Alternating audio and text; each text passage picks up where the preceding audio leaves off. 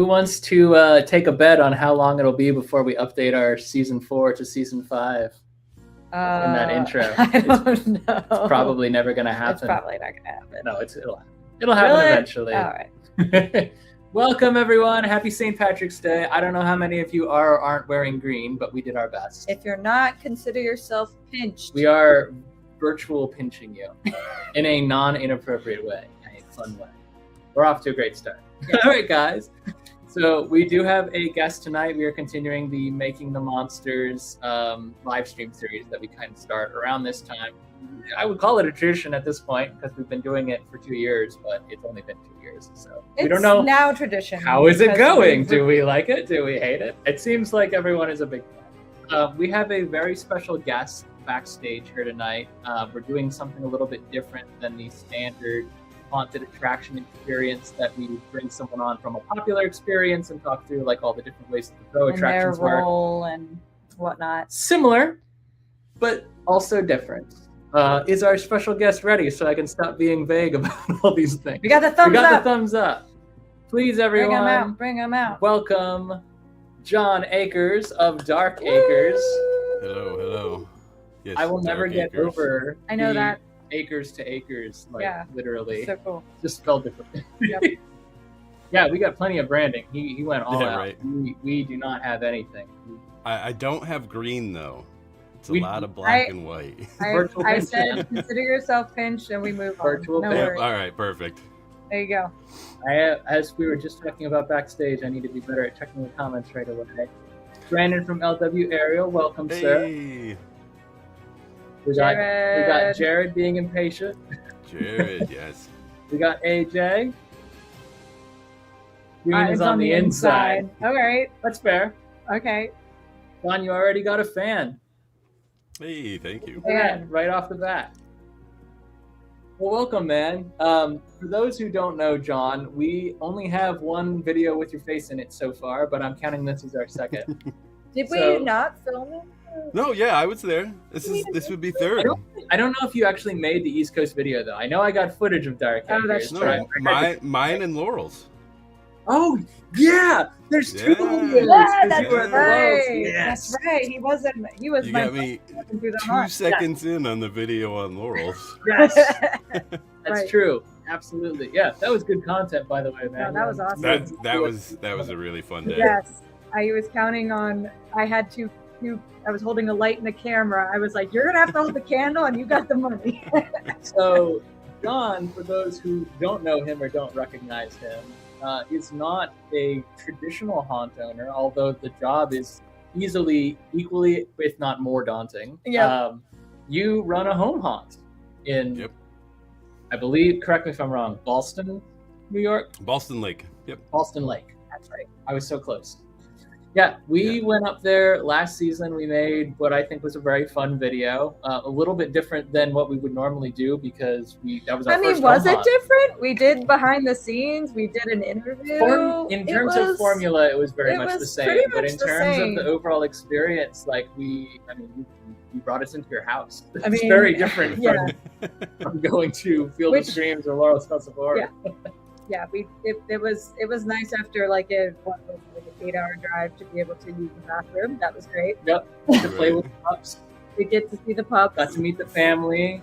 The family got dressed up. I can't remember if it was your mom or maybe your aunt who offered us like homemade pasta. No, yeah, that's my mom. Yeah, that's my mom. No, that was.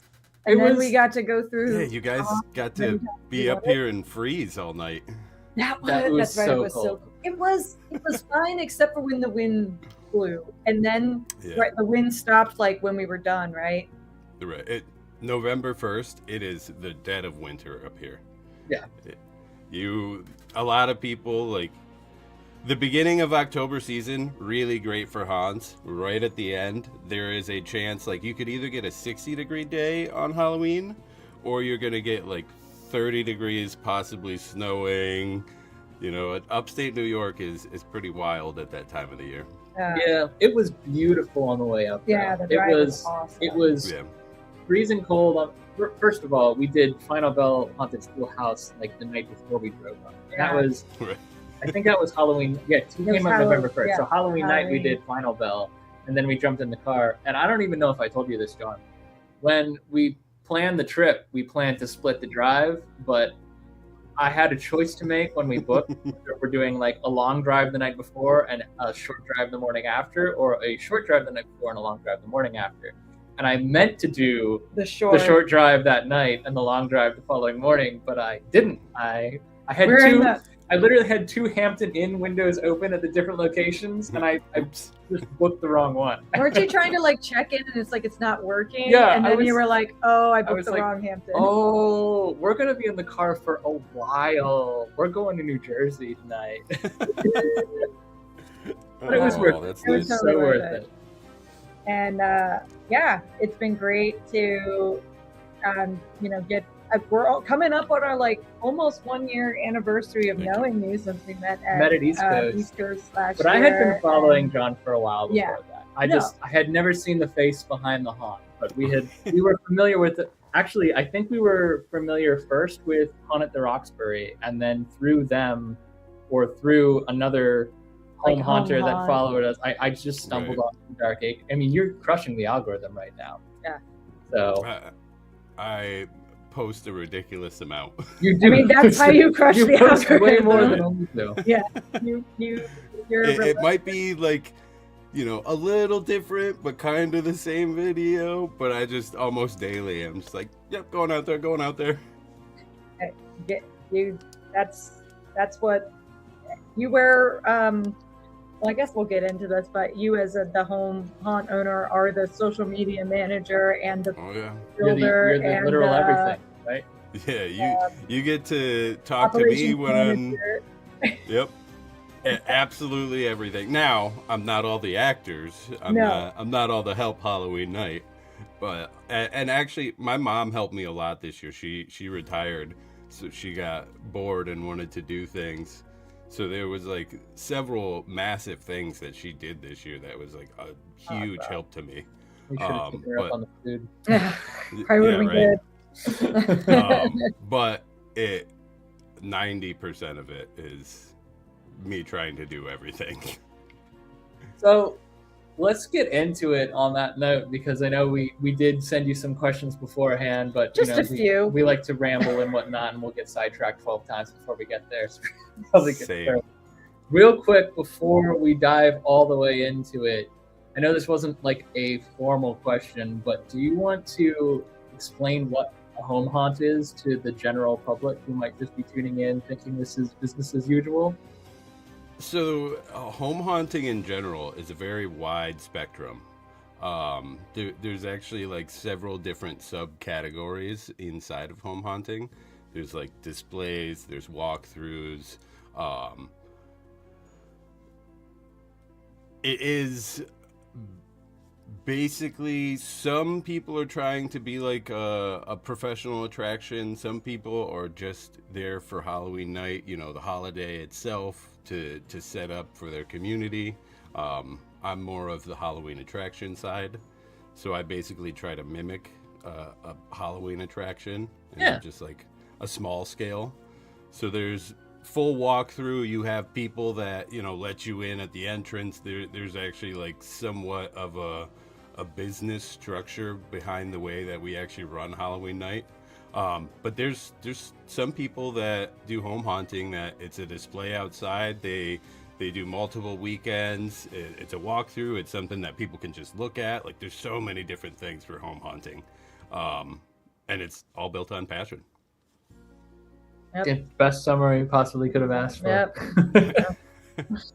All right, so before we dive all the way in, you guys, if you do want to check out Dark Acres, these are the handles that John gave me ahead of the show, and also the ones that we've been following for a little while, minus TikTok, which we don't have, but I know you're crushing it there too, and arguably even more than Instagram.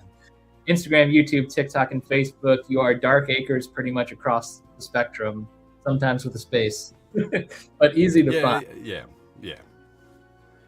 If you see this, it's probably me. Hold on, I can make it bigger. There we go. There it is. Boom. That's the logo you were looking for. Boom. That's gonna be me. Or that. So I will start with. Oh, you know what? That was the first That was the first question. What do you know? I'm just thinking You're ahead. thinking ahead. I'm thinking laterally. So I'll then maybe we can just parlay this into Antoine's question here. Oops.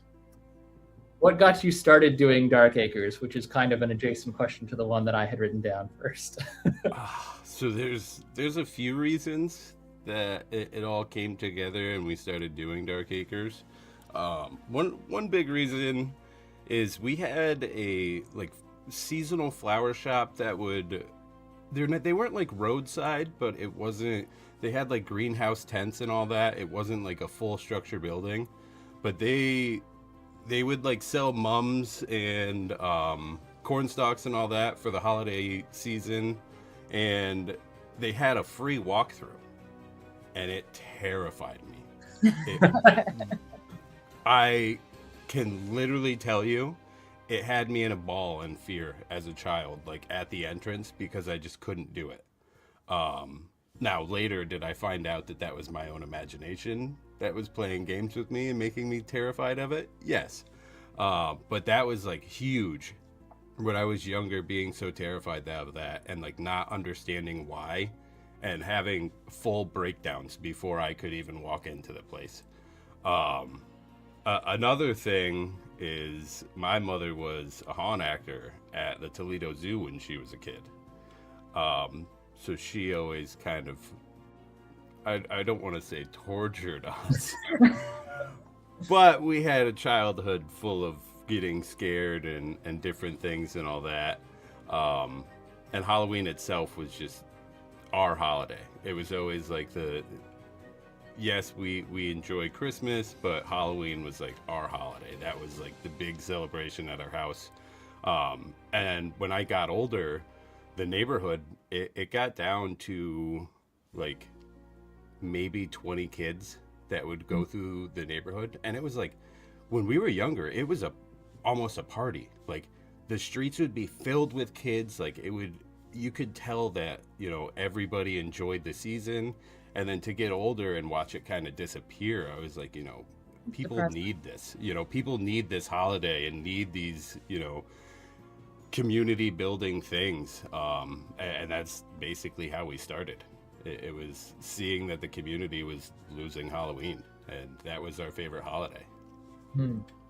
Yeah. It's touching. I didn't know that actually, but it started because of a gap. Usually, I mean, in our area, Halloween has been big pretty much since I was a kid. So I never even think about the practicality or the logistics of putting it on. I mean, my neighborhood went through the same thing. Like when I was a kid, it was streets filled, and there was a family who had like a kind of tractor thing, and they would take groups of kids around a little tractor. It was great. But yeah, as I like grew up and like there was less and less kids, and it became, and as I started, not trick-or-treating and just hanging out at home, but I would get excited when the doorbell rang, because I love to see the costumes and be like, well, that was like our 7th kid and the night's over. It's done. It was lame. Yep. That's the same thing that happened. It was just like, this is it. There's not more people coming. Like, are we just too early? And then nobody showed up, and we're like, what happened? Yeah. During COVID, we set up and we live, for context, in an apartment. So getting people to go trick-or-treating from building to building in an apartment is already kind of a challenge, because it's a lot of stairs and there's houses across the street. Yeah. But there was because of COVID, there was such a, do we want to go out trick-or-treating? Do we not want to go out trick-or-treating? Is it safe? Is it not safe? So we were trying to give people like incentives to like, go door to door without actually necessarily going inside and, risking themselves. So we set up this little haunted, it was literally just our foyer, because our apartment opens into like a long hallway. So we would open the door, and at this long hallway, we put up, just like, as a home haunter, you would think it was garbage. Like we just put up like, one spirit Halloween. It was like a spirit Halloween animatronic at the end of a long dark hallway. We got like spirit Halloween, like plastic chains, and then we did like it was like dungeon tablecloth, but we just bought a bunch of it and just put it on the walls. And it looked to the untrained eye, with forced perspective, it actually looked pretty good, and people were like, "Wow!" and having people like Right. come back for seconds, like, "You got to see this." That lasted 1 year, and we were like, "We're gonna be the hype of the neighborhood from now on," and it Yeah. the Did not audience did catch not on. return, so Did not catch on. we did not home haunt well enough, and That was our that was our home haunt. Actually, I did one as a kid too. We did one in my you had an parents' actual basement. house. Yeah, we were gonna finish the basement because it used to just be like concrete floor or whatever. I think I told you this, John, and like when we decided we were going to carpet it and make it into more of like a game room kind of thing, my mom was like, "Should we do a haunted house?" And we're like, "Yeah." And my parents were solidly anti-Halloween for most of my childhood. It was the pagan holiday, so we had like fall festivals, and that was the most Halloween we got. I do think though it's so funny you mentioning like going through like the pop-up haunted house and being terrified of it. Like that is almost everyone's story in the haunted industry that I've encountered so far. No one is like, "Wow, I saw this amazing," like, "I went to the Dent Schoolhouse when I was 8 years old and I was turned on immediately to the haunt industry." No, it's like everyone got terrified, and we like all decided in our teen years to like reclaim terror. Like, yeah. Get our agency back. You can't scare me if I scare you first. Yeah. Yeah, no, and that's something I noticed as well. Like, there's a few things that you see being recurring trends in the industry, and it's people that used to be terrified of haunts, and then it's also people that like I don't know how I want to say this. Well, I'll get back to that one. There's other questions. There's other questions with that we'll circle back on that one. That's true. Yeah, That's we've true. got a lot. We do have more topics. Right. Okay, so perfect segue, and I'll start dropping the questions into the comments as we go. The ones that fit. Sometimes I have to break them into two. Do you remember the moment that Dark Acres shifted from a fun Halloween display into something much bigger, in your case, more professional? Yeah, so I think I've always kind of had it in the back of my mind that I wanted to be a pro haunt, but when, you start off with bed sheets, a tarp, and like, a couple cobwebs, you're not like, yeah, this is going to be a pro haunt one day. Yeah. So there was a lot of building to it, and I think probably about 5 years ago when I started to build my own props, build my own, sets, facades, and all that, it really started to set in, like, this is what I want to do. Like, this is where this is going. I'm going to push this to be a thing. So it wasn't a me noticing the shift. It was always kind of there. And then once I got to a certain point where I felt confident enough in my work, then I kind of shifted gears and was like, all right, we're going to push this now. And you say 5 years ago, so how many years was that into starting the project? 9 years into it. I mean, I don't know. That's. But before that, though, it was a lot of figuring out. I guess in like the car world, you would say test and tuning. Yeah. So it is me, like, I wasn't able to be in the industry, so the home haunt was the next best thing for me. My schedule and all that with work. I work nights, I work weekends. Like, that's every home or every haunt, pro haunt ever. So it was like, I need to try to do something so I can get that learning experience without, sinking hundreds of $1,000s into it, and then be like, all right, time to learn. Yep. Like, it's something. Yes, I don't learn everything off of home haunting, but I still get a psychology of fear, figuring out how to get people through stuff. There's so many different things that I can mimic a pro haunt doing as a home haunt, and that's kind of, I knew it was taking me longer, so that 9 years was something that I was sitting back like, okay, we're still building, we're still waiting, and then it was, okay, flip the switch. Yeah. Awesome. Yeah, the reason we do the Making the Monster series to begin with is because we start building some momentum towards the haunt season as we get closer to Transworld and East Coast Haunters Convention. And I know from talking to all the haunters in our orbit that right now everyone is in Transworld Crunch. And then immediately after that comes East Coast Haunters Crunch. And immediately after that comes halfway to Halloween Crunch. Yeah. And so there's like pretty much from haunt season onward, you maybe get, depending on if you do a Christmas haunt, you might get like a month off before you start having to build again. And then it just night after night after night, day after day, weekend after weekend, it's a grind.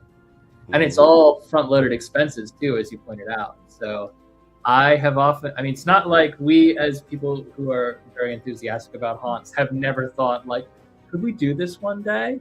But it's such a daunting task, like just looking at the number of hours that you need to spend on the logistics alone before you even start properly building, and then all the build hours, then all the dollars and cents. Then you have no idea whether or not you're ready. I don't think any haunter ever feels completely ready for right. Right. And I would say, like, just knowing, I don't know if I read your questions, but I don't know if we get into this later. I can't remember. Like your opener, which I believe was new for this past year with the facade and that first kind of like chapel looking room. I don't know. It seemed pretty pro to me. You've got your sound in there. You've got lighting. You've got, I mean, those like ceiling cloud things going on. I don't know. I definitely was like, I'm so glad we visited this year because I had no idea that until we were talking to you on site, like I had no idea this was the first year you did hard walls. Like this looked like it had been like a permanent fixture. And I'm just the idea that you tear it all down in between season just to put it all back up. I'm like, this is crazy. That was really exciting to see. And there's still like there's parts in your haunt that are, you know, this that are curtain and stuff like that are still like some of the, like I love we've got some of your the one on the right is the one on the right, that's yours, right? The toxic looking skeleton. I think the skeleton, did you build that, I believe. Yeah, so I built the walls for that. Basically I built everything in that photo except the lanterns, which those are the two things I got from East Coast.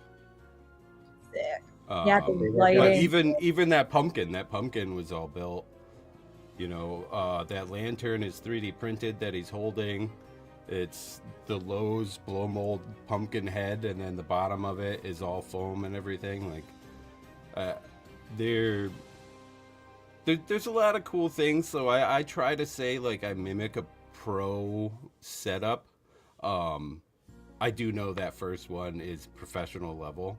But that's kind of what, you know, that's how I'm pushing it out. You know, I don't want to be like, oh, I'm building this pro haunt and trust me, it's going to be great. You know, I want to put it out into social media like, hey, I know what I'm doing. This is something that, you know, I've been working for.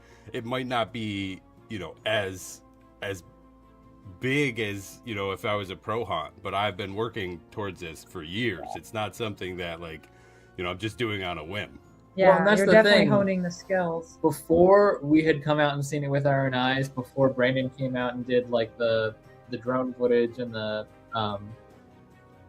pro B-roll and all that of all your acting, and all I had to go by was your Instagram feed, and I kept seeing all of these cool things pop up in reels and stories, and I was like, this place looks wild. Like we were honestly surprised when we rolled up and it was like from the back, genuinely like black tarps. Like really, that's what's on the outside, because on the inside it's like it's still thick. Not to in any way, shape, or form say we were disappointed. Because that's what you got to work with. I was literally just showing up and I was like, it's like the TARDIS, like it's bigger on the inside. Yeah. It was so cool. Well, and within those luckily rooms, you're still doing lighting. You're still like. I mean, what was it? Your niece or whatever got us so bad in that like wolf room where it's so dark. It's so cool. Well, and that's what's kind of cool about those easy ups, because like what they were saying, I'll explain it. Most of my haunt is 10 by 20 easy ups that have like black walls. So I actually get to hide quite a bit, especially the way that I do it in my front yard. So there's like the front area, but it also goes back to the side of the house. But you can't really tell when you're looking at the front of it. So you know, you might look at it and be like, oh, this is kind of like a couple tents or whatever. And then you get into it and you're like a minute into it and still walking through and you're like, where am I? Yeah, exactly. Yep. Just like a haunt that just meanders through the same 20 square feet. You're like, where am I? I feel like I've been walking forever. This is your facade, which I took this picture before we left. It's not my best work, but I was just so blown away. Like, you literally, our car is parked in that drive. This is a shot from our car, and it's your front yard. But it's crazy. All of my front yard. Yeah, it's crazy. And I was honestly like, when we pulled up, I think we asked, like, is there plans to expand to the backyard? And you were like, no, absolutely not. We have been expanding every year until last year. And that's basically, we might put one more tent depending on what happens next year. We might do one more tent, but we're basically at max capacity. Yeah. So it'll be moving stuff around inside of there, but that'll basically be the layout. And it's probably the last year that I'm doing it as a home haunt. So it's probably not going to get any bigger in size. It'll stay at 2,000 square feet. Yeah. And as of now, you are still only doing Halloween night, correct? Yes. Yes. All or nothing. It has always been one day, several hours a night, and then it's over. Gone, getting packed up. Except for last year when we were like, leave it at one day. Last year, I really enjoyed that actually, because having the photo shoot the week before and then having you guys come the day after Halloween, it was a challenge. To have everything built for that week, because like I've told you before, the storms and stuff. It's such a crapshoot. I could get destroyed the day before Halloween, so there's a lot of risk that comes into building it. But being able to build it and then go through 50-mile-an-hour winds on Halloween night last night, have everything basically stay okay, and then have you guys go through like that gave me the confidence, like, okay, I'm actually building things that can last, Right. We kind of sort of answered some of our questions while we've been sitting here yapping, so I'm gonna jump a little bit down to... Which is totally fine. It's just the natural flow. Yeah, sometimes we talk too much and you don't get to say anything. So how early does planning and construction begin each year, since we already kind of started touching on how complicated it was to have it up a week early and a week after? Planning basically starts Halloween night. As soon as the last trick-or-treaters go through, I'm working out in my head, like, what happened, what was good, what was bad, where could I change, what seemed to be the area where I could build, next year more, what was the lowest area in the haunt. So that basically starts Halloween night. Construction is most of the time I go to East Coast and then I come home and I start building things because I'm super excited for Halloween. So basically April we'll start. I'll start making the stuff for the year, and then the middle of September is when I'll actually start building the haunt. And that's, putting out the storm-proof stuff. So I'll have the frames of the easy ups, and then I'll spike them all in. I'll zip tie them all together. They don't have, it's just the skeleton frame. It's not any of the actual tops. It's not any of the sides. And then I'll slowly work my way building, the stuff that I don't have to worry about getting destroyed in a storm. And that's all the way. Except last year, I build right up to the hour that people are coming in for trick-or-treating. That has been something that I've always done. and there's always something I want to change right beforehand. That was also a great part about last year and having it a week early, is I was done, and the whole week I can just look at it and be like, oh, this is nice.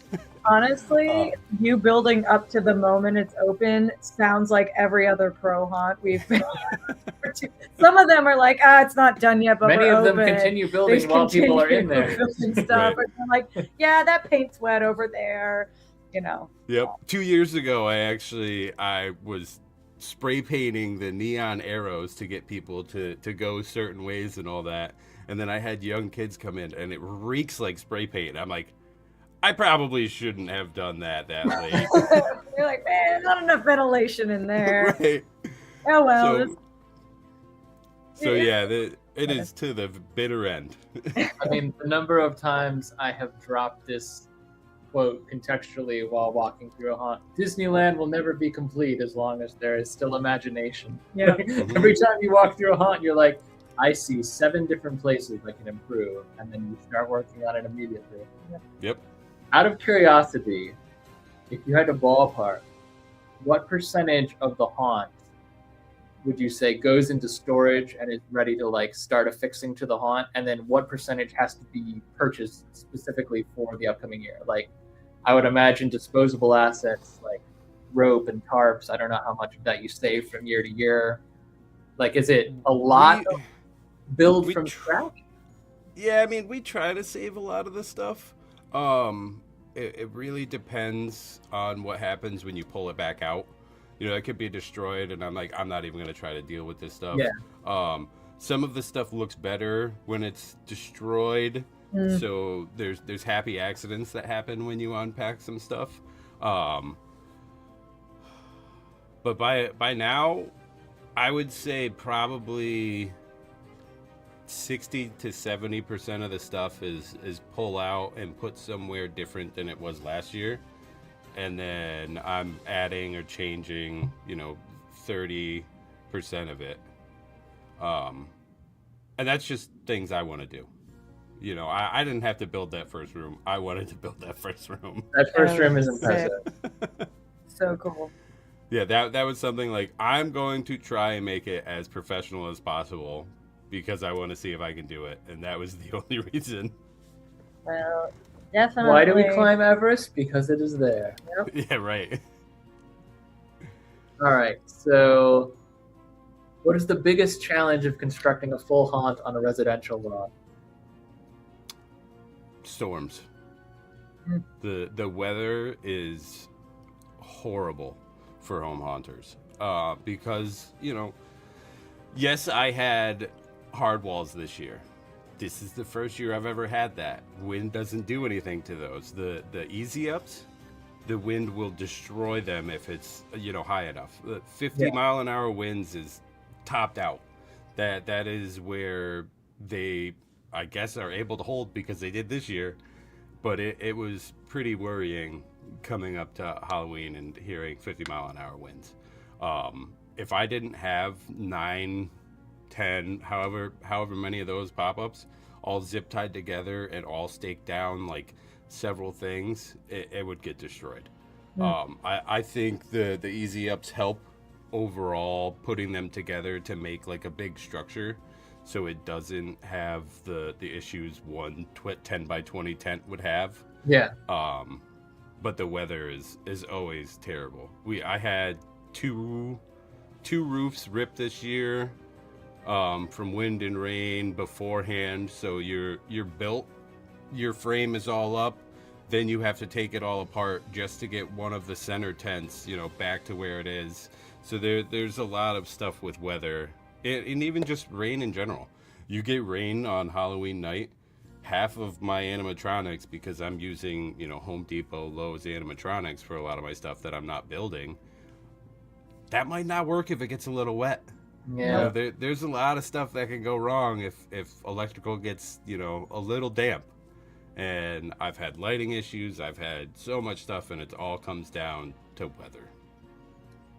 I remember when because we met at East Coast, and then we were talking back and forth about wanting to come up and check out the haunt last year. over the course of the year. And I remember as we got into like September, we were finalizing our schedule, we were putting everything on the calendar, and I was messaging and saying, hey, is it cool if we come up like a little after Halloween? Right. And at that point, I don't think I had like a true understanding of the fact that you really only do Halloween night.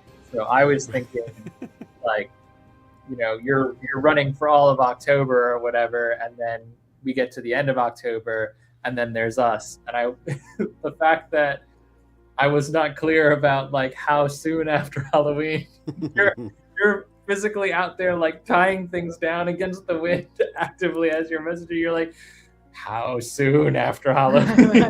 No, one day. Right. But I remember that being the big thing. Like, hey, you know, I'm cool with doing whatever you guys want on the schedule, but it might get destroyed. Yeah.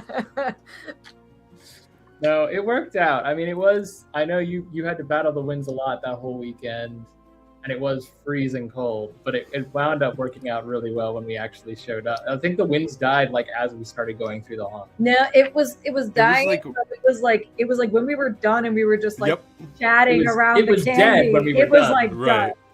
It was a little blustery when we started at the daytime. I mean, and those winds, they'd hit the easy up, and it was. They became sails. I'd brace every time and be like, I just don't want to watch this whole structure just lift off and go.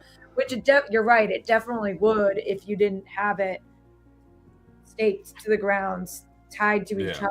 It's creating like, you know, some sort of bigger structure that was a little withstood it. But yeah, it was. I can't imagine you trying to like get. And Halloween night was even worse than when you guys showed up. Right. It was brutal. I was so stressed out. Yeah. Oh, it was so bad. Wait till you go pro. Yeah. Well, maybe you'll have hard walls, hopefully. You'll have hard walls. You'll have very hard walls, but you'll have all kinds of issues. Yep. So, just jumping right off of the weather, how do you balance creativity with the realities of space, weather, and/or neighborhood considerations? So home haunting is definitely a balance of things. There's a lot of things where creative wise that I can't really, or I don't want to touch on as a home haunt. You know, like gore. I don't want to have, you know, strobe lights in the haunt. There's some things that if I am letting somebody just walk in off the street that doesn't like, you know, they didn't know they were coming to a haunted house. Right. You know, they're just walking off the street. I don't want to, you know, have certain things in there. They're not signing a waiver before they go through. Right, exactly. So I'm sure you guys noticed when you go through my haunt, like there's no tight spaces. There's no, you know, it's very open. I go through 1,000 times before Halloween night and try to figure out anything safety wise that's happening. And just try to mitigate all that as much as possible, because it is like these people aren't paying for it. They're walking into your private property and like doing this because you built it. You have to make sure that it's all right. And then even still, you do have like the list of like the liability caution front, like don't come in if you're pregnant, don't come in if you, et cetera, like all those stuff. Trying to cover your butt. Yep. Well, and that's, you know, accidents do happen. I could go through that thing 1,000 more times and something could still happen. We've had people, you know, fall. We've had people slip there. It just, stuff happens. Yeah. So you have to be ready for it and, you know, make sure that you're there. But the creativity of it, it's tough being a home haunt and not being able to do some of the themings, the sets, you know, really go above and beyond like you can in a pro haunt. So it's definitely something that I struggle with, and a reason that, you know, helps me push towards trying to be pro, is the limiting factors of creativity. So it's a double-edged sword. Well, for what it's worth, here's some more of your builds. Like you really, you're not that far off from pro as it is, even with the easy ups. I mean, these are without the context of being able to see a 360 and know like that's a tarp over there, this is Right. grass Right. under my feet, like you would think these were professional haunt I photographers. mean, check out the lighting on the right. I mean, what's coming through that like meshy top up Yep. there. It's wild. It's cool. It's already a love it. lot more thought than went into my fall festival, I can tell you that. Yeah.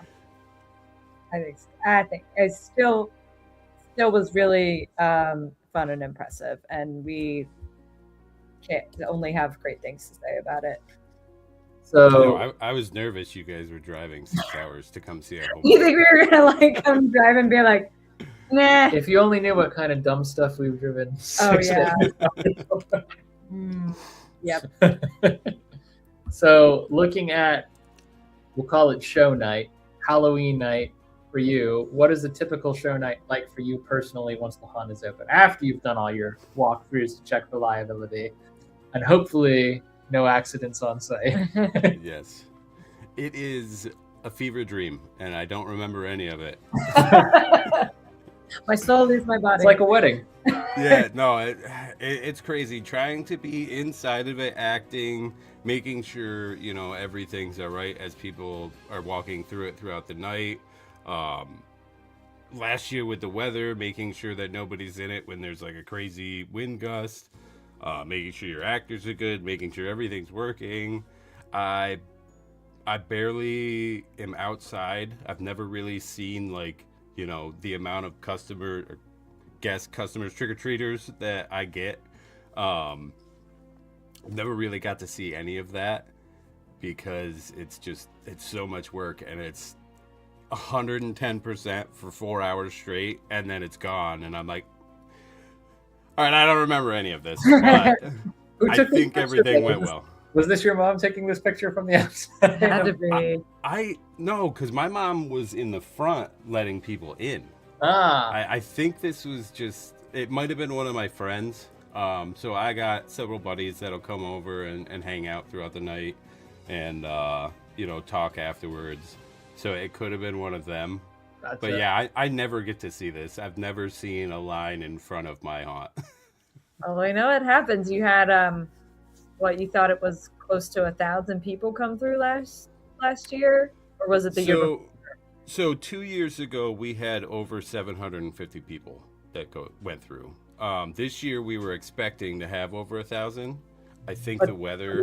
Wind cut the Probably cut numbers. it. Yeah, so we had over 500 people still show up with it, you know, sub 30 degrees and 50-mile-an-hour winds. That's So so. it was right. It was still a wild turnout for what was going on outside.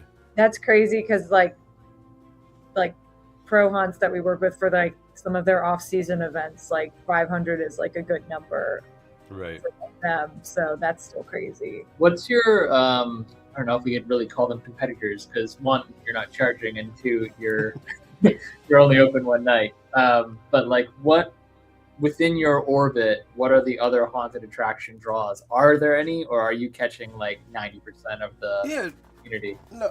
No, we have in upstate New York in the capital region, we have probably, I would say, 4 big professional haunts. Not anything like, I'm not talking Markovs. We have one that's been around for 35 years. They're on a farm. It was actually like a rodeo farm. It's the Double M Haunted Hayrides. So they've been around for 35 years. They're our biggest haunt in the area. And then we have several others. Like one is a paintball field that does the haunted house in the season. Middle of the line haunts. But, you know, we don't have anything. We don't have a Markovs around here. We don't have, you know, a massive haunt. But there's definitely a scene in the capital region.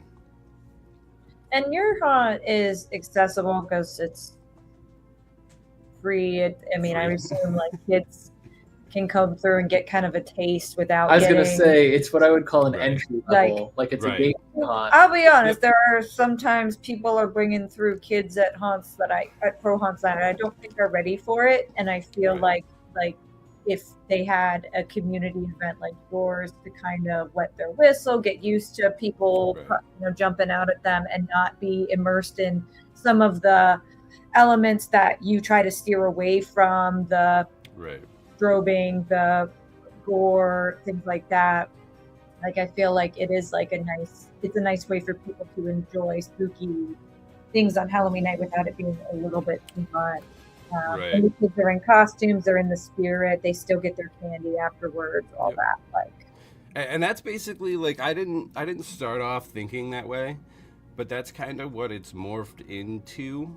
Is like, I'm basically starting off with fans of the industry at the earliest stage, so that's why I'm super careful about certain things creative wise, because I don't want to scare people off of this. I want people to realize like they can go through fear in a safe area and get like stronger for it. So I'm not trying to scare off all the children that are like going through my haunt. I want to bring them into this industry and like, kind of ease them into it, so they do want to go to pro haunts later. It's I'm kind of bottle feeding people into the industry. Do you feel like you're going to try to keep some of the essence of that when becoming a pro attraction, or are you just going to go like, all the way in, we're doing gore, we're doing strobes, we're doing all the things I've never been able to? I might kind of go a little crazy in the beginning just because I haven't been able to. But it's definitely something like that. A main part of what I want to make as a haunt is the transformation through fear. I want people to be able to come and practice, being afraid, so when real fear happens, they kind of like have practiced. And there's something to that I really want to be my haunt. So I want to make this like a world that you can come into and basically test your strength. I don't want to be like, hey, we're here to scare you. I want to be like, hey, we're here to make you stronger through scaring you. So there's some stuff with it. I think that's great. And I do think that like when you go pro, like you'll have earned the opportunity to not have to stay within those boundaries, because you will be able to say on your website, in your marketing, like, look, we recommend ages 13 and up, the kind of stuff. Like, because when you're doing it on Halloween and your primary audience is trick-or-treaters, which is kids, you can't really push those boundaries. But I think it would be perfectly normal for you to be like, all right, now time to mess things up a bit. Yeah. Here's an entire room of blood. Yep. It's just blood. This is just blood. It's just shining elevated blood coming through. I haven't been able to do this for 14 years. Here you go. Holding back. Have you seen the reels from the premiere of Ready or Not 2, where it's like 4DX, but like every time someone gets yanked, like it's just like a jet of blood squirts out. No, I haven't. Everyone's in ponchos and like, not again. Awesome. That's yes. what I imagined. that is a possibility. Hold on to like full touch, everything, like things come splattering people, like blackout. You're like, here we go. Yeah. Everybody has a strobe flashlight. Yeah. I'm gonna shine it right We now. got those, what are those shocking knives that feel like they're cutting you? Yeah, That's it. All right, so that long-term dream notwithstanding, what's the local community's reaction to Dark Acres been so far? I am very fortunate. My neighborhood has taken to it very well. Granted, it's been around for more time than most of the people in the neighborhood now. So it's kind of like they were brought into it and realized that it's just a thing. But everybody's been so great. I haven't had any issues. Nobody's had any problems. Knock on wood. It's been really good. I'm very fortunate. I have neighbors that help. it's crazy. I was expecting at least something to go wrong, especially with some of the stuff I'm doing now. Like that facade, like it's not a church, but it's kind of a church. Yeah. And like some of that stuff I get to do because I've earned the respect of my neighbors and they understand what's going on and know, like, you know, I'm not just devil worshiping and trying to get people into this, you know, kind of stuff. So there's a lot. It's a back and forth, but I think I've earned the respect of the community. So it's actually really great. That's awesome. And the facade is a work of art. It is like very cathedral-esque. Yeah, Right. I call it a chapel, but that's just because that's what it does remind me of. But yeah, it's Right. very. But yeah, I think it. I mean, I don't think it's any more provocative than people walking into a spirit Halloween. You know, Right, like, right. It's not. You know, it's not like you've got like an upside down cross or something. Right. Well, and that's the thing. Like, yes, it's a church, but you'll see nothing of the actual religion inside of any of my home. You know, it's just, I think, you know, scary churches are scary. Yeah. So I made a scary church church. been converted to a concert venue. Yeah. Right, exactly. The old architecture is there. It's very cool, but the crosses are all gone. So Right. Uh-huh. Yeah. Here we go. What about like because we, having been there now, we know like you're in a residential cul-de-sac. Like there's a little turning circle there and nothing else except for the houses. Like what does the traffic situation look like on a busy night? I mean, I know you're On in the the haunt, busy you don't night. get to see it. I guess on the Yeah. well, but a busy Halloween versus the other Halloweens. Oh, okay. It is back and forth. That's kind of the reason that I've kept everything word of mouth. And I've never been on the news. Like you guys were the first people to really walk through. Everyone just well, and that's luckily with social media, I can spread it to not the area. Like Right. I don't mark my location on any of my posts. You know, I'm not trying to get the local attention. But it is, yeah. I just think of like the I mean, it was a couple of years ago now, but do you remember seeing, I don't know if you're a Stranger Things fan, I imagine that most haunters are Stranger Things fan, but not true of everyone.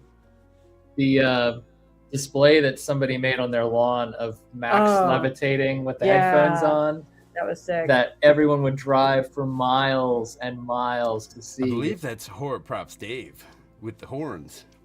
Is it? Oh, Oh, I remember sick. I've seeing. got some horns. See, I remember seeing the reels that were like this amazing Halloween thing, and then display. shortly thereafter, the reels that would follow saying like the neighbors are disrupted us and like made us take it down because there's too many people coming and parking.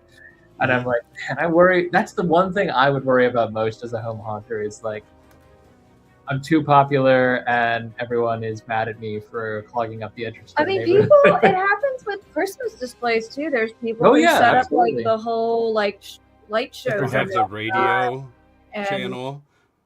and they and people you either get like, oh, that's awesome, or you get the I am so sick of this. This is my Right. neighbor across. Like I've even seen like reels that are definitely meant to be like funny, where it's like you're the neighbor across the street from the crazy person, and it's just like their face like getting light shined onto them all the time. But yeah, I don't know. You would hope that it's like, come on, just it's not hurting anything. But it's good to know that you're not dealing with that. It helps being kind of tucked away from a main street, So I will get people that drive there. I have had a couple times where it's like, oh my goodness, why are there so many cars in my street?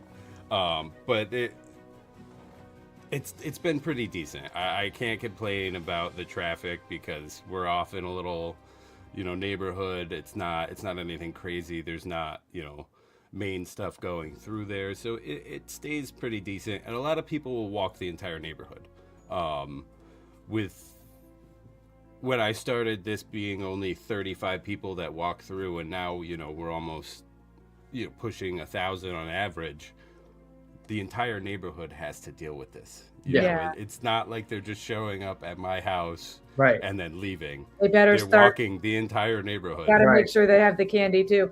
Right, exactly. That's what they tell me. They're like, "Oh, we had to go buy extra candy because we know it's going to happen."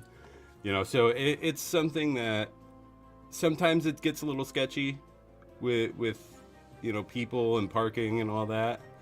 But it's been nice enough, and I keep it quiet enough that it hasn't been a real issue. Once again, the motto is Be like, Yeah, right, exactly. follow all the socials. follow all the socials, but don't show up. Don't show up Yeah, on right. Halloween. So, is there within the haunt as it is now, the home haunt version, is Or there the latest a version. particular scene, prop, or effect at Dark Acres that you're especially proud of? I have a couple. I mean, obviously, every single thing that I build, and I've shown you guys on the internet, I'm semi-proud of. If I've Yeah. shown you it, I kind of like it. But the facade, for sure, doing that build this year and having a 15-foot facade was like next level for me. That's something I've never done, and it was something that I wanted to push. And that thing is 10 feet wide by 15 foot tall, and then a 10 by 20 room. And then I also have the clown ticket booth, the carnival ticket booth. Yep. That was my first pneumatic I ever built. That is a drop panel with the clown, going back and forth. But that was like, I had the stuff for the pneumatics to do something for probably 3 years, and I was too terrified to actually try to build something. And then, the year I built that clown, I was just like, you know what? Screw it. We're gonna do it. And it came together really well. Like it was so much easier than I expected it to be. Again, same thing as the haunt when I was younger. My imagination kind of tore me into this view of it where I was scared to do it because I thought, I don't know enough about this. Like, I'm just going to ruin everything. And then to build, a really cool drop panel like that and have it come out, better than I could have imagined. It was like, it was an ego boost for me. And it was something that, like, I'm proud of that because I surprised myself on what, I was able to do. So that one's really cool. And then the facade. But even like the little puking barrel guy that I made 6 years ago when everybody else also made them. Like it's all like cool little stuff, and it's nice that I can look at it and be like, yeah, I made that. I mean, maybe us in the industry have all seen a puking barrel guy, but the 8-year-old who's walking through your haunt is the coolest thing ever. Yep. And I think it's cool. I still think it's cool, and it's cool that you built it. Not only, but I genuinely, going through the Dark Acres experience, I have, obviously there are certain props that we've seen more than once, and we can recognize like, that's a bulk order. But like for a lot of the stuff that you built yourself, indistinguishable from the stuff that we saw sold at East Coast. Yeah. Like when we saw the puking barrel for the first time, I was like, "Did you pick that up at East Coast?" I remember seeing that. And then you were like, "I made that." "I actually made that," and I was like, "What? What? Hold on! I know what they were charging for those at East Coast. You made that from scratch." Yeah. Yep. And the drop panel clown, I was, because I know Tim. I think at one point Tim was just trying to get some shots, and I was going around with you, and I'd run back to Tim and be like, "He made this. Look at it. Right. That's so cool." Yep. And that, for the general public, Dark Acres is large enough that we could actually get separated. Yep. The walkthrough experience that way, which is saying something. Having, what'd you say, 1,200 square foot on the line? I think it's 2,000 now. 2,000. Yeah. 2,000. Yeah, so we have 2,000. Yep. No, at one point, It's I enough think I space was to get with lost you in. and like, I think I was hanging out with you and was it your brother-in-law? I can't remember now. Probably. And we were like, he's been gone for a while. And I think he was like shooting in the laser swamp room for a while. I was going to say, I love this laser swamp. This turned out really freaking good. Yeah, that's actually your photo. Yes, a couple of these are mine. A lot of them are yours. But Yeah. a couple of them I took for posterity when we were going through. And this was before like the fog really filled in too. So it was just like a really cool shot as the filter came in. I remember too the wind when we showed up that day. You were like, "Give it a little bit to build up, guys. It's not the full Right. effect. It keeps blowing out every time we get." Or if like one of the lasers got off, you'd be like, "Oh, I gotta hold on, Yeah. let me get in there. Oh yeah. That up, it's misaligned." It was cool. You don't want to see me when I first set up those lasers. I'll sit in there for 12 hours and just little adjustments, Micro adjustments. throw some fog in there. I would do the exact same thing. That's the creative. Everyone creative is a little bit OCD. Yep. At Right. least a little bit. Some of us a lot, but everyone's at least a little. Mm-hmm. The creator's curse. Nothing nothing is is ever perfect good is the enough. enemy of the good, and nothing is ever going to be perfect. So nothing Right. will be good. Mm-hmm. So I've been jumping around a little bit. I know I sent you this list of questions earlier, and you're getting them out of order, but Yeah, I stopped looking at my responses. I'm just firing from the hip. that's okay. I'm doing the same thing with the questions. So looking ahead to the permanent location, the permanent home for Dark Acres as a pro haunt, what has that search been like so far? It's been tough. New York is not cheap. And coming from somebody who has mostly sweat equity to put into their haunt, it's not an easy task to find something in New York. There has been several sites that we've looked at. There is several possibilities, but I'm keeping it open as much as to even go to another state. It's really difficult to have something at the scale that I want to have it without having $4 million to put into it, and I don't have that. Yeah. So if I can find a place even in another state that's cheaper but is what I want for the long run, that's something that I'm definitely looking for. I'm definitely holding out more on finding a permanent location to find the correct location. That means more to me than getting it open, because I don't want to be in the wrong location and You're stuck with it. there's a plethora of risks that goes with just doing any random spot. But it's still going. There's several opportunities that I have and I'm looking at, that are happening right now that could still happen. But it's very open on the location. I would rather have an outdoor space for my location than have a building, because that's kind of, the way that I've pushed Dark Acres is Trees, Dark roots. Acres, like it's supposed to be in a woodsy area. So having it in a building would definitely be tough. I could do it, and I have a business plan on how I would do Dark Acres inside of a building, but it would be, I want an outdoor. It if wouldn't be possible, what you want, and therefore It's funny. I was Right, really right. just going to ask that question. I was like, I want to ask him if it's covered. I don't think we covered that, and then you just rolled right into it. And I was like, oh, that answers my question. We want. Right.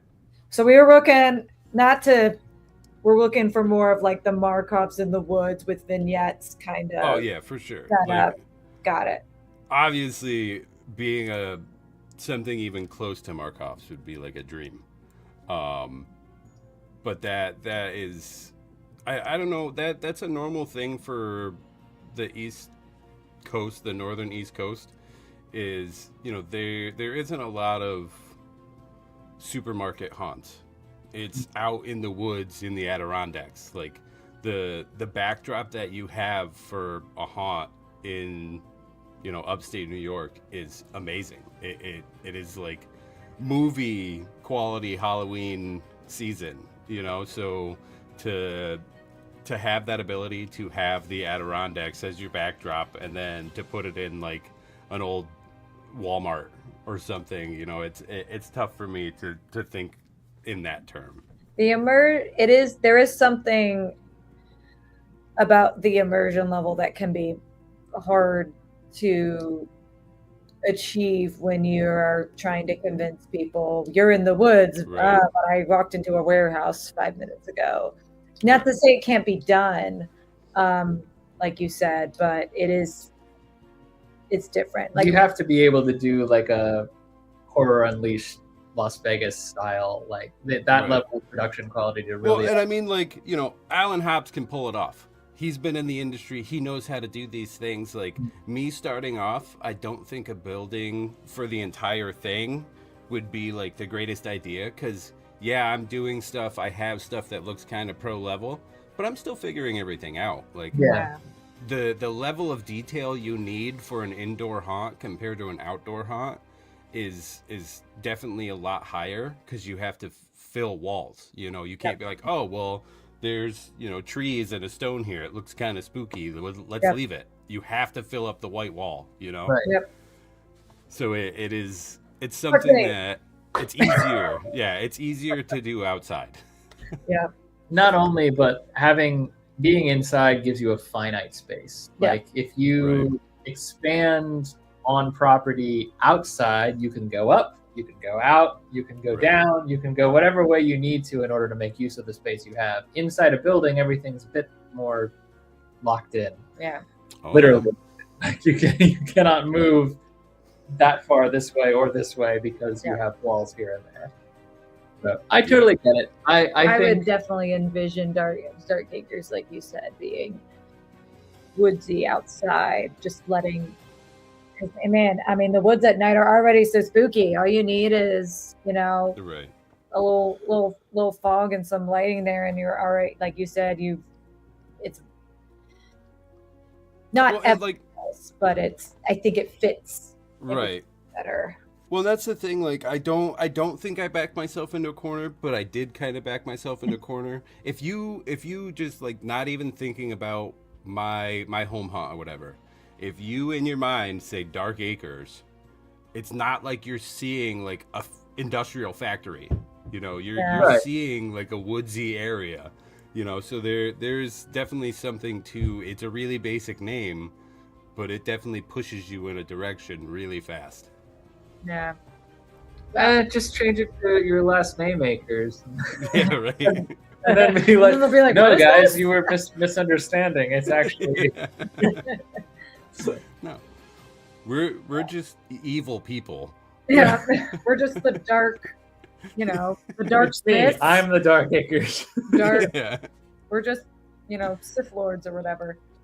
Yep. What do you think the biggest differences between Home Haunt Dark Acres and Dark Acres as a pro attraction will be, without obviously spoiling all the immersive things you might have in mind? I think the biggest difference is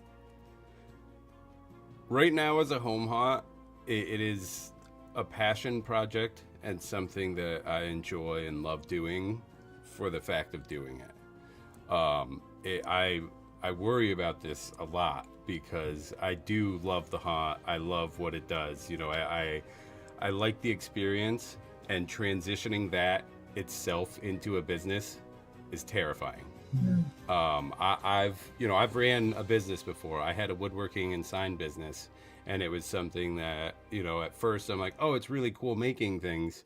Then I got into the business and it was miserable. Mm-hmm. Like it wasn't the type of work that I wanted. And to know that, and then to take something that I love, you know, and make it a business, it's definitely worrying. But I think this is something that I love enough that I can turn it into a business and still, you know, be able to have it be my little world building fun experiment, you know. But that's definitely the thing that worries me the most, is the fact that I do enjoy the home haunt so much, and, you know, it's not about the money to me, it's about the experience, it's about the immersion.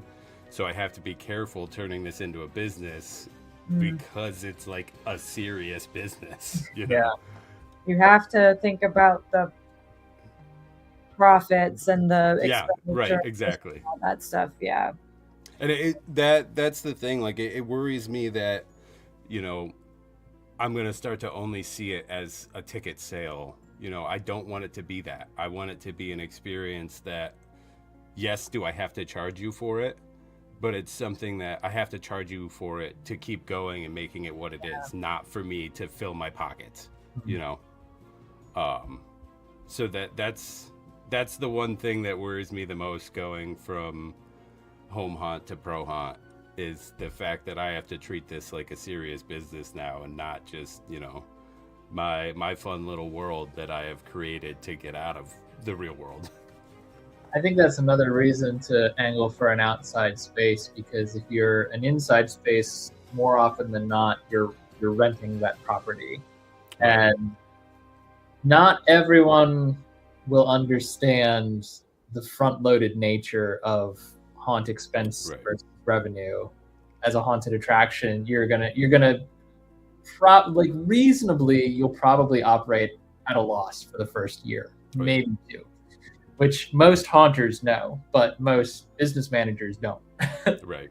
It's very much a if you build it, they will come thing. Yeah, and they don't come right away either. You have to build very well and build up word of mouth and whatnot. Yeah. I think you can if you build it and trust the process long enough. Yeah, they will come. There you go. If you survive on cup of noodles for exactly. No, but I think you will benefit a lot from having built up Dark Acres as a home haunt where people are familiar with the brand and what it means. I think the key thing in terms of transitioning it over to a business will be kind of being faithful to what the original experience offered, while offering something new for newcomers that might never have heard of you before. I mean, how sick would it be to have been like an 8-year-old going through your front yard to be like, oh yeah, I remember this place. They'll look at it. I mean, that would just be so cool. It'd be the equivalent of like going to Hershey Park when it was a literal park. Like when it was a pond, a table, and a tiny little merry-go-round, and now going to it today. Yeah. Well, and that's the struggle with like finding the permanent location, is I am in a tug of war of, you know, can I stay in the area, figure out the money thing, and have, you know, the people that have been here the entire time be able to go through it, or do I go find someplace cheaper and kind of start from the beginning with the local community, you know? So it's a lot to think about. Speaking of the team that has brought this whole thing together, this seems like a good place to interject that you're not doing any of this alone, and no, you are backed and supported by family, friends, all the people in this photo, probably many more people than just this photo, and this is a very much like a bonding familial experience for everyone. So yes, absolutely. So we have, you know, I think at one point we've had up to like 12 actors in the haunt, but there's been several of us, you know, like I've said it, I think I said it on the video that we did. I kind of play it close to the chest, and it's all family and really close friends that are actually acting inside of the haunt, because it's a lot of risk, you know, having random people acting in your haunt as a free home haunt, you know. Even as a pro haunt, there's a risk to having actors. So it's like trying to mitigate everything as much as possible and have only, you know, really close people inside of my haunt that I know, you know the haunt, know what to do, and all these things. It's huge to have that family aspect. And I think when we came there, counting you, there was 4 or 5 total over the course. I think it was 4 of us. It might have been. Were actually acting. We might have had 4 when we actually walked through. So across those 4 people, but they knew exactly how to move. They knew exactly where to like run and hide through the cut through. Like it felt like that place was packed. I grant you, it's a smaller overall space. So there's more opportunity as long as you have even those got like actor hidey holes built in. Oh yeah, absolutely. Those are my favorite to build. Yeah, I think, for me personally, like the haunt experience is special because of the immersion that we get at most places, and also because of the actors that fill the space. Right. And I mean, part of the reason we walked away from Dark Acres feeling like we really did like get the full haunt experience was because you had both of those things. Yeah. Right. And the actors, albeit like, if you will, unprofessional, but really just as good as some of the professional actors we've been up against over the many seasons we've been haunted. Well, and that's so. While the actors, we don't do like full dialogues. We're more like jump scare actors and all that. But we've been doing it for long enough that we're understanding the psyche of people. You know, like we get what can make people scared. You know, in that split second. Yeah. You know, so our actors don't have, you know, a lot of dialogue or anything like that, but they know how to scare you. Yeah. And like, for what you're trying to do, you're not trying to, you know, have skit lines where people are like, Right. I'm going to wear your face on my face. Right. You know, that kind of, like, that's not what the experience is about. It's Right. It's the face coming out of the darkness. It's the squeaky clown horn, and then the clown appears. Right. It's appropriate for what you're trying to do. I mean, right, and that's the little thing. cookie gloves. It's like, Yeah. where did that come from? You know, Yep. that kind of stuff. It's great, and you know oh gosh, what is that called? Ghillie suit. The ghillie suit in the The laser swamp. I mean, that's all. You don't have to. You probably shouldn't say anything. You just pop up, and it's great. Yeah, and that a lot of the characters are built to be silent characters. Like it makes sense for most of them. Now the clown and stuff, my sister, she'll laugh and she'll say some lines and all that, but that's like the only one that seems like a non-quiet character. Everything else is kind of built to be like an ominous presence. Yep. You know. Perfect. Which is ironic because the only line of dialogue I got out of your sister when we were going through was, I didn't even have to do anything. And she literally, like, I walked around the corner and she was just standing there. I was like, ah! that was her response. Yep. I didn't even have to. That was a good time.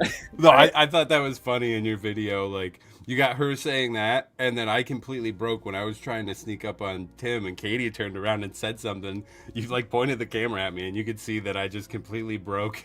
You were just like, yeah, I'm not supposed to say anything. I don't have any skill. It was so fun. I mean, we also like combined like multiple go-throughs, I think, for the video, right? So who knows? There was stuff. I think we did 3 runs and we only edited 2 of them. There was definitely stuff we cut and whatnot.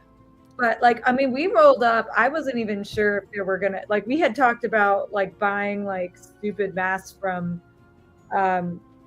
Spirit or something, and like having you show us where the hidey hold was, and like scaring each other to see like this is what it would be like. So when you were like, oh yeah, my niece, my sister, my everyone's getting into costume and makeup. Like they're getting into. I was cute. They just did this last night. They thought they were done.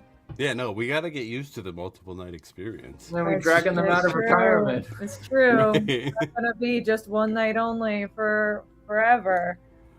Well, I mean, I think it is encouraging, and it's something that genuinely a lot of haunters don't have, that you're not in this alone. Like when you go and you do try to open it up as a pro experience, which hopefully isn't too far off, you will have these people in your corner because they've been on this journey with you the whole way. And even without, I don't think we can expect every single one of them to throw $1 million at the project, but the bodies and the encouragement, the support, like that goes a long way. Yeah, absolutely. And that's a big thing.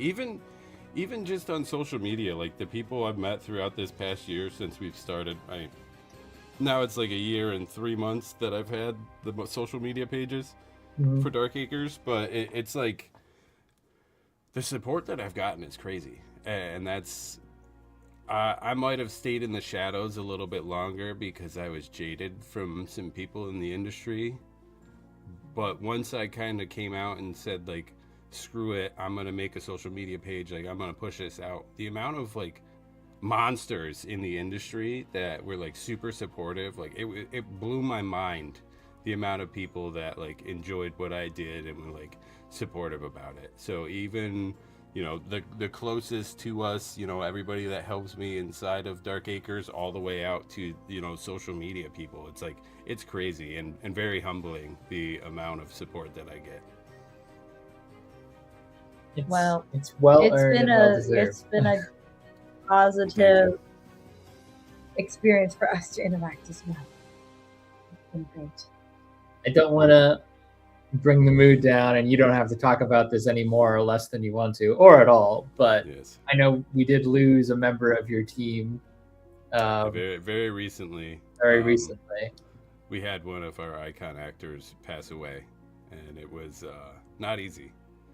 There is a GoFundMe that I have attached to all of my pages for them, but it's literally like one of the kids that has helped me throughout the neighborhood almost the entire time. So it was very difficult to have that tragedy happen. And the GoFundMe does, I think, go towards, is it his parents, his mom? Yeah, it goes right to his mom. Okay. Yeah. So that GoFundMe is linked in the video description as well. If anyone is feeling giving, I know they would truly appreciate the support. And that's hard for the family. It's also hard for the Haunt family, you know, from Right. experience on that side too. Yeah. So it was tragic to hear about losing someone so young with their whole life ahead of them. So Right. we're so sorry, and we'll do, you know, what we can to share and, you know, I support appreciate that. the family. And every little bit counts for something. So anyone who's watching and feeling like you relate or identify. If you can share the link, then that helps too. So thank you. It's truly appreciated. So to lighten the mood back up. Yes. I think we're kind of racing towards the end, so I'll drop some of the conclusionary sentences. Conclusionary. We're just making up all kinds of conclusionary words. a real word, or conclusive? Conclusive is the word I meant to use. I don't know. That sounds Either worked for me. From someone, or for someone watching this who wants to start their own home haunt, what advice would you give them? You're gonna suck at the beginning. It's not easy. It's something that, you know, you're gonna try to do something, make a prop, and it's gonna be terrible in your eyes. You know, you're gonna look at it and be like, I don't even know what this creature is. It doesn't look like anything. It's very bad. But it's the repetitions. It's not giving up on that. You know, it's keeping on building. Like there's some stuff that I built that I got so mad about and so worked up that I ruined it. But it was something that turned out to be way better for the prop, the scene, because I ruined it. Like there's so much stuff that happens, and you know, it doesn't always show exactly what is going on. Mm-hmm. So the fact that you did something and it sucks means that you did something and you had a learning lesson, and like, you know, you go the next time and you make a small adjustment, and it's just those adjustments over and over and over time that like brings you to something very big. It's not, oh, I'm gonna put stuff out and be amazing, you know, year one. It's, oh, I'm going to put stuff out, you know, for the first time, and then see what happens and see the reactions, and then change and build from that. So it's not being afraid to do something even though you're not good at it. And not to be afraid of it. Like with me with the pneumatics. It was over 3 years that I had the parts for this, and I didn't touch it because I was afraid. And then I did it, and it was like a really fun experience. So it's like, I'm trying to get people through fear, but I'm also getting myself through fear. And it's like, you have to make sure you're walking past those fears. Even something small as building something, even something small as putting something out on social media. You know, it's all about getting through fear. It's not too far off from the answer that Brittany gave us. I don't remember if it was the last live stream or the live stream before that, but talking about ask questions, because you're never going to learn until you take opportunities and start putting your hands on things. No. Yeah. Which, I mean, it's as someone who fancies themselves an artist, I can tell you that my art is never good enough for me. Yeah. And even just, you know, doing things like editing videos, like I hate 80% of what we put out there. Yep. And the fact that other people like it, I look at it like, what are you thinking? It's garbage. But every time we put together a video, it gets a little bit better. The objective is to try and do a little bit better than the last video. And sometimes we succeed and sometimes we don't. But like we keep putting more content out like there. And there's that social media trend that was like, I think first you try and then you get better. Yeah. Right. Like, that's it. It's everything in life. Look at when people start to walk. Do they get up and start sprinting? No. They fall on their face, they cry, they fall on their butt, they cry, they get up and they just keep doing it. And it's, you know, it's the same thing with stuff like this. I was a cheetah. Oh, yeah, with your ankles, yeah. But it's the same with everything. Like, you only stop learning if you quit. If you keep going after something, you will keep learning, you will get better at it, and then soon you're not falling on your butt. You know, you're not falling on your face, you're actually walking, then you're running. You know, so it's all about not quitting. Yep. Now I'm thinking of that song from that Christmas movie where it's like, put one foot in front of the other. No. Not again. Yeah, now it's sticking in your head. Again. But that is the reason You'll be why. walking out the door. That is the reason why the Eddie Murphy Haunted Mansion movie will never be off my watch list, because I keep going back to the only time you really fail is when you stop trying. Yep. Like, what great life lessons from classic Disney. Yeah. And all right. It's 100% true. It is 100% true. Last question, and I'm going to reframe this a little bit because I know we do have all your socials in the description. We'll flash them on the screen one more time as well. But in addition to where can people follow Dark Acres online to keep up with progress towards that next chapter, I also want to ask you, what can people expect to see on your socials and your YouTube and whatever else as we move into the next chapter? So it'll definitely be like a transition, and it will, you know, I'm not going to start a new page just because I'm going from a home haunt to a pro haunt. Of course not. You know, my bio only says, you know, the journey from home haunt to pro haunt. Yeah. So it'll be something that will adjust and will change when we go pro. But a lot of my social media stuff right now is, again, me trying to figure it out. It's me just throwing stuff out there, seeing, you know, the replies it gets, seeing how it works in the algorithm, and then slightly adjusting. Like, I'm sure everybody who knows my social media knows that I'm putting a lot of the same videos out that are just slightly different, because I'm trying to adjust things and see how they work. You know, I only have a certain amount of content. Like, I'm trying to use that content and seeing the way that I'm supposed to be doing these things. Because I'm winging social media. I'm not taking social media classes. I'm not, you know, following their tips that they give me throughout all this stuff. Like, I'm just trying to wing it and see, you know, how the community responds to it.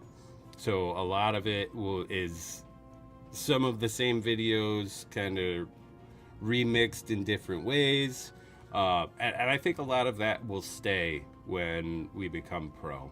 Like, there's definitely a way that I post things. I don't really talk a lot, like, at all on any of my social medias. It's all just like backed by music. So I'll probably try to do a little bit more like build series as I turn pro, so you guys can see what's actually happening as I build it. but a lot of it will be the same of just kind of crazy randomness, trying to figure stuff out as I go. That's what makes it feel familiar. Yeah. Right. It's the journey. It's the journey. It's not the destination. Right, 100%. But the destination is cool sometimes. We'll get there. Well, again, y'all, hold on. There we go. And Dark Acres on pretty much everything. I just want to say I normally look at comments. I didn't look at any comments. I'm sorry if somebody asked me a question and I didn't see it. That's okay. We'll usually try to pull them up. I anyway. actually think people dropped off to start drinking and being St. Patty's Day. Yeah, most likely. Surprised, but you know what? We had a loyal few that stuck it out. We're grateful for it. Some people just listen, and that's okay. And plenty of people. And we were appreciate asking, we were that. peppering you with questions like crazy. I mean, so. realistically, all the live streams are is us just sitting here chatting with our friends. Whoops. There we go. Hi. Us figuring out how to use the How to live use stream the live platform stream. every single time. we use the live Said stream we platform. mess it up. No, it's pretty much just us like sitting here yapping and having a good time, and sometimes people watch. And I think that the audience for the Making the Monster series is very much a tune in. Some tune in live and some tune in after Later, the fact. yeah. Right. But I wouldn't be surprised if you got a couple questions follow up on Instagram. Incidentally, did I send you all of the? Because I know you said you only have some of the content. Did I send you all of the video files from the shoot we did with you, or did I just send you the photos? I'm not sure. I think it might just be the photos. I would be happy to send you all the footage. Stuff on our phone. No, not real Okay, stuff. I didn't think we did. It's, I mean, you it's can all, always use yeah, it. I was gonna say it's all like landscape orientation because we shot it for the vlog. But you're more than welcome to use any of the stuff if it would be Yeah, better. well, You're- and that's you don't like have to. Roxbury. That's like Roxbury. He messaged me and he was like, "Hey, do you have like any content?" And I'm like, honestly, I really don't. Tim and Katie might have more than I Dude, ever I had totally of my forgot. own. When he messaged me and was like, "Would you mind if we use some?" I completely forgot about that whole interaction. And then like 3 months later, that Home Haunt series was posted. And I was like, "Huh? Oh yeah." That was Yeah, really I felt terrible. I'm like, I don't take videos of my own stuff. Like, nothing I have is that great. It's all just kind of like random static pictures. Well, when you open the Pro Haunt, we will for sure come out and cover, and then you'll have additional Then you'll material have at least from the new place. some. Yeah, you guys can come out whenever you want. You can take all the photos you want. It really does feel. I mean, like just going out for that one night, we really did feel like family, and you did Yeah, not. so Your family did not have to bend over backwards to welcome us the way they did. So Yeah, we that was feel cool. very lucky and special. No, and it was, it's a reciprocation because, like, at East Coast, it blew my mind that in the entrance before the convention even started, like, somebody recognized me. Because, like I I was said, fangirling, man. I saw the Dark Acres, and I was like, "No way!" and because we didn't know like kind of like your personality yet. I was like, oh no, I was like, oh no, he doesn't want to talk to us right now. And I did, and then later realizing you were like, oh my gosh, they know who I am. This is crazy. yeah, no, I was like, it like completely put me right into a fever dream. And I was just like, oh my God, somebody just noticed who I was. Like, what is going on? And that was only like a couple months into me having a social media, so it wasn't like I don't have the 5,000 followers on TikTok that I have now. I don't have the almost 2,000 on Instagram, and it's like I was very new to all of this and just putting it out. And then you guys were like, Dark Acres, and I'm like, No, I can't remember how I stumbled across Dark Acres initially, but if it hadn't have been for that social media presence, we might never have known. We probably wouldn't. And we would have Right. missed out on all this cool stuff we've Yeah. done now. It's gonna be so cool one day to be like, I did it, but it was a home. We were there on the ground Right. floor, but we were there on probably the 8th floor before it went Yeah. to 16. Like, You guys were technically the first camera lenses to walk through the haunt with like full experience. yeah, we got it. We even got the candy afterwards. Right, you even got the candy Even got the candy afterwards. and a bunch of heaters. The heaters were clutch. It night. was a night to remember. A lot of the fun stuff happened off screen, but we captured a good chunk of it. Well, we could sit here talking to you all night, and I could scroll off forever. Also, we're happy to jump backstage and continue these conversations, but we do need to let the viewing several go. We'll end the live stream officially. So before we bounce, anyone who's interested in seeing more of the Making the Monster series, we will have at least one more on March 31st. I believe we may have one more after that. We're waiting to confirm our last guest. So until then, consider this the conclusion of the series. John, it's been awesome having you on. I hope we didn't overwhelm you. Yes, thank you. No, it was good. I hope I didn't cuss at all. I'm not sure. No, you did well. I almost did, actually. I was so nervous about that, to be honest, but... I know, because we see everyone in person and we like swear like sailors, and then we bring them on our live stream. We're like, don't. Live streams are our opportunity to be a little sassy, but also we don't want to get flagged. Yeah, we don't want to get flagged. Right. Kind of strong line. No, you were solid. You were good. For those of you who have stuck it out to the end, thank you so much for tuning in. For those of you who are watching the day after, or the day after, or whenever you're watching it, thank you again. Thank you so much for circling back. We hope that this series in general, but also this chat with John has been informative. And if you are thinking about starting a home haunt, you're looking at the pro in that industry right now. Pro home hunter. The pro. Shoot me a DM. Shoot me a message. I'm more than willing to help everybody. And also, to what they said, thank you for everybody who joined and watched me squirrel around for some time. All we do is squirrel, We're just getting you warmed up for those pro days when you will be reviewed on the news and stuff like that. You will have to develop a media personality. We're just warming you up for that. You're doing great. I can just see other people, right? We'll go ahead and close it out. We'll see you all in about 2 weeks. Until then, I've been Tim. I'm Katie. And this is John, from Dark Acres. And every night is a new adventure. We will see you again soon. Bye. Bye.